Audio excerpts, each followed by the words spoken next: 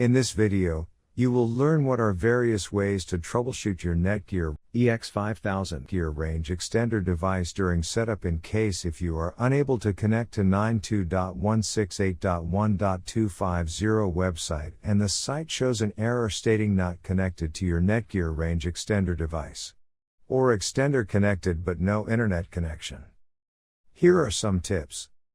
The first thing that you can do is try rebooting your Netgear Range Extender and your router. If this does not solve the problem, then try factory resetting your Netgear Range Extender. Third thing that you can do is try using a different web browser. Try clearing the history and cache of your browser. Make sure that you have an active internet connection. Make sure you are using the latest firmware update on your extender.